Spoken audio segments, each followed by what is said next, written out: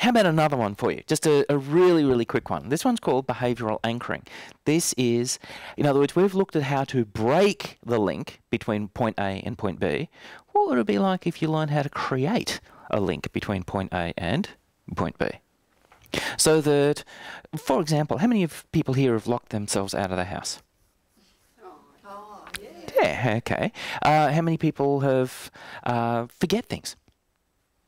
And see, all memory is really a basis of behavioural anchoring. It's linking one piece of information to another piece of information. That's all it is. Now, behavioural anchoring comes from the work and studies of Pavlov. Ever heard of the man? Pavlov's dogs. But instead of it, we don't need dogs, we don't need bells, we don't need mechanisms to collect saliva in order to do it. Okay, all we need to do is just be able to recognise that anything that elicits an emotional state, okay, can be anchored. Sounds like a very complex one. Now, I'm going to do something for you tonight that will have a dramatic impact on the quality of relationships that you have. Sound like a really important thing? It's incredibly straightforward. All that's required, okay, remember, anything that is a unique piece of stimulus, once established, if you fire it off, the person has no choice but to remember what they were remembering. So if I said to you, guys, under no circumstances do I want you to think of a white rabbit. No white rabbits. Okay, you're not allowed to think of white rabbits. What's inside your head right now? Okay, see, you can't not think of something, can you? So I could go off and have conversations and go off and be off and doing different things. But you know what happens? Instantly back, isn't it? How long will that stay in play for? Yes.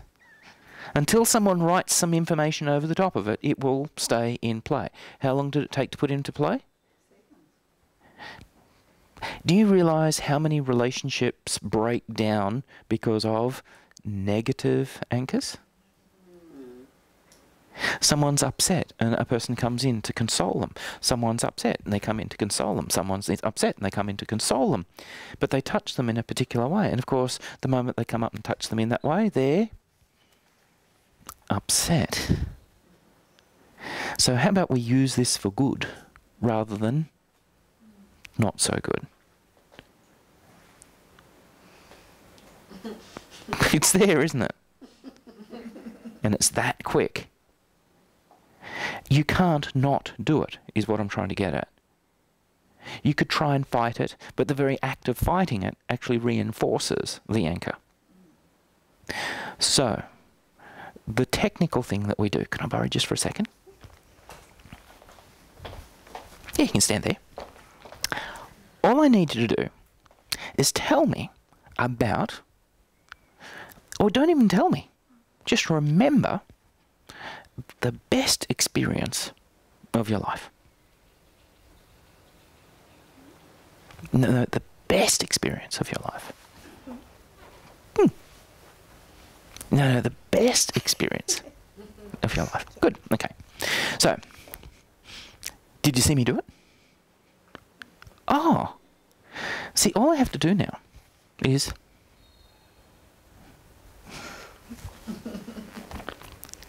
smile. The anchor now is anchored to a smile. So all I have to do is tip my head and smile. And what happens inside? So, look around the room. Okay, so you're back to you're in control, aren't you? Yes. You are in control. Good. So, back with me. Good. She's trying not to. And it's not working. Now, what do you think that would have as an effect on the quality of your relationships? That every time you came and had dealings with a person, that they would just feel great. What would happen if you had anchored this in a romantic situation so that every time your partner saw you, they just felt loved? Would that be a value? Can you do this? I know that you can. And it's, how long did it take? See, the thing is, you're going to do it regardless. Now, the question, you're going to be anchoring. You're going to be doing this process all the time.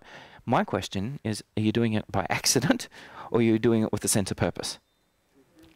If you walk into an environment and you're feeling lousy, then that environment equals lousy. And so it could be a different day, but you walk in there and it's lousy. I think the funniest thing I have ever seen is a piece of film footage that was taken by a psychologist, and he was dealing with a lot of people who were depressed. And of course, what did the psychologist talk about in his office? The problems and the depression. And he wanted to see what was really happening. So he put a camera looking up the street at the people who were coming. And to his amazement, they were walking down the street and, of course, walking into his office. Because what do you talk about in the office? The anchored depression. And the weird bit is, it's right back there, isn't it? It will work every time you do it. So if I come back over here, you can't fight it. You can't do anything about it. It's just useful techniques, stuff that you can take away and actually use. Yeah. And see, that's what all of this is about. And by the way, how quick. That is the true magic of it. So do you really need to do extensive amounts of study? Or do you just need to understand some really, really basic things? Can you see how this would apply in a business environment, in a relationship? See, everything we do is really about the subject of behaviours and relationships.